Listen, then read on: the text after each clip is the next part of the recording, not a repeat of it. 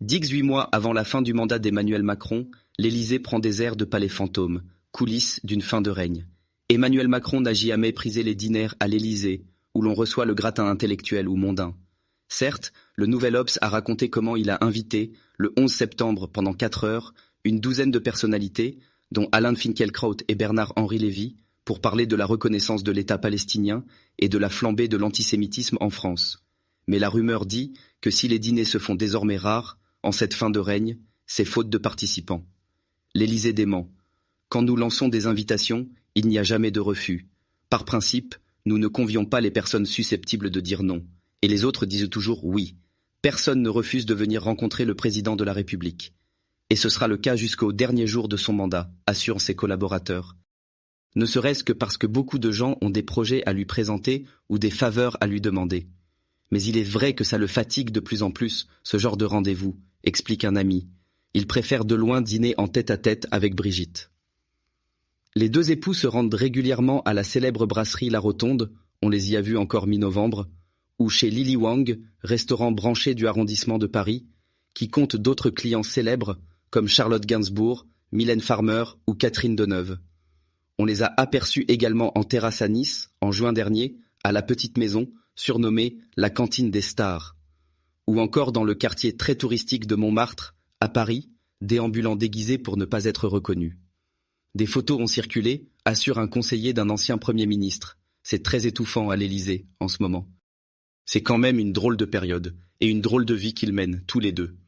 Si les portes du palais restent désormais closes, elles s'ouvrent toujours à quelques rares fidèles de Brigitte Macron, assure un ami, qui cite l'animateur Bernard Montiel ou la réalisatrice Yamina Benguigui. C'est d'ailleurs avec celle-ci que l'épouse du président assiste à un concert d'Indochine, en juin dernier. Dans les gradins de l'Accor Arena, elle est assise à côté du comédien Harry Habitant, une petite bande avec qui elle est déjà allée applaudir Patrick Bruel à Bercy, quelques mois plus tôt.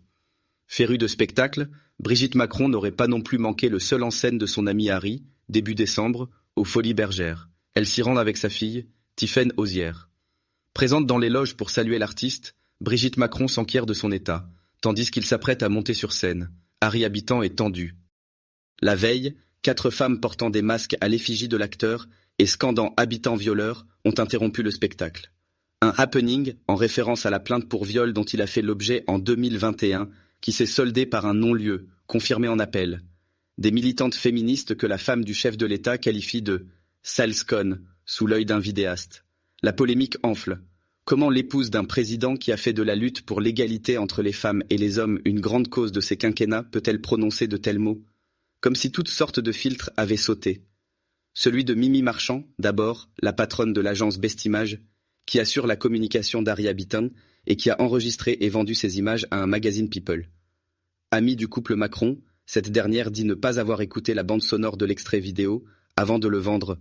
Le filtre, ensuite, qui anime d'ordinaire les locataires du château. Même si officiellement, à en croire les conseillers du président, le PR, comme on dit dans le jargon élyséen, rien n'a changé derrière les hautes grilles du 55, rue du Faubourg Saint-Honoré, dans le arrondissement de la capitale. L'Élysée a cette spécificité que, quoi qu'il se passe en France et dans le monde, la machine continue de tourner, assure Bruno Roger Petit, conseiller historique d'Emmanuel Macron. La routine élyséenne ne s'arrête jamais, cette marche est imperturbable. Il ne faut pas oublier que c'est une maison militaire, ce qui imprime la marche du palais, tout est réglé au millimètre près. Mais en réalité, pour reprendre les mots d'un visiteur récent, ce n'est plus la même ambiance. Dans moins de 18 mois, autant dire demain, en politique, Emmanuel Macron ne sera plus président de la République. Son épouse et lui quitteront les orses du pouvoir.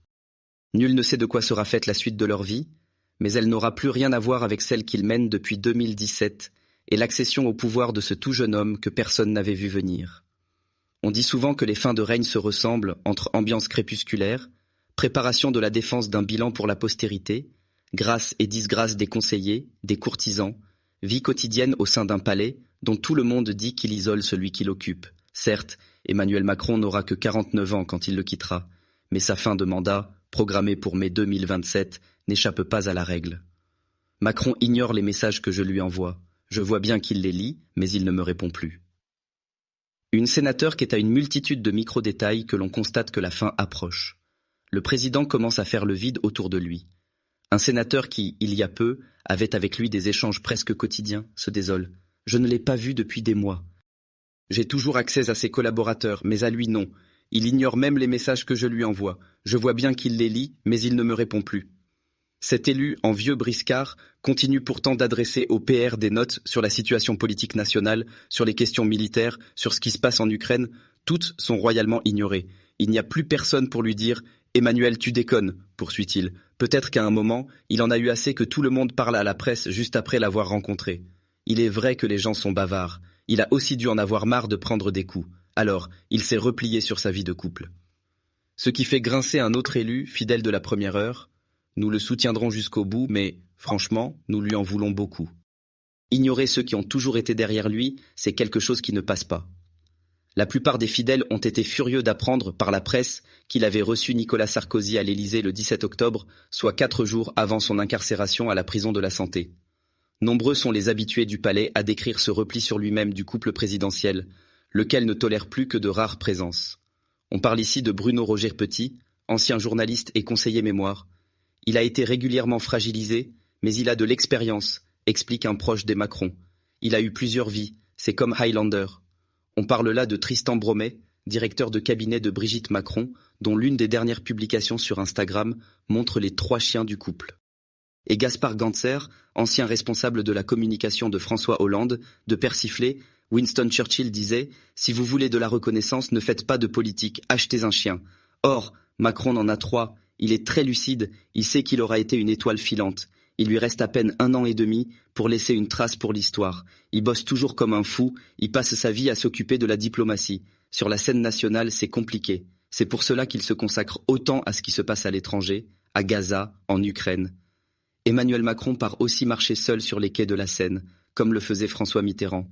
Il ne voit pratiquement plus aucun journaliste, très peu d'intellectuels. Avec Brigitte, il passe toutes les fins de semaine à la Lanterne, la résidence secondaire des présidents de la République, située à Versailles. Aucun de nous n'y est accepté les week-ends, assure un conseiller actuel de l'Élysée.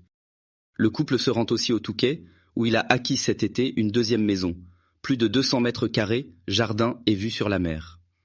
En octobre, la cote de popularité du 8e président de la République a touché le fond, avec seulement 11% de satisfaits, un abîme que seul François Hollande avait connu. Il va falloir qu'il réfléchisse, le moment venu, à bien défendre son bilan, parce qu'à l'heure qu'il est, on l'accuse de tous les maux, se désole un de ses amis, adepte du mauvais goût. C'est comme s'il avait lui-même cambriolé le Louvre ou aidé Cédric Jubillard à faire disparaître le corps de son épouse. En fait, la seule personne à incarner la continuité auprès d'Emmanuel Macron, c'est tout simplement Brigitte. Il n'y a effectivement qu'elle, hormis une poignée de fidèles, reprendre un conseiller en communication politique proche du pouvoir. Avec les autres, plus le temps passe, moins le président fait d'efforts. Au départ, il demandait les avis des uns et des autres, mais là, la fin approchant, il a arrêté de faire semblant.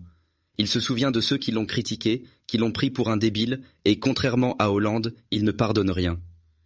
Il y a du coup les déçus, les aigris, ceux qui ne comprennent pas de ne plus être bien en cours.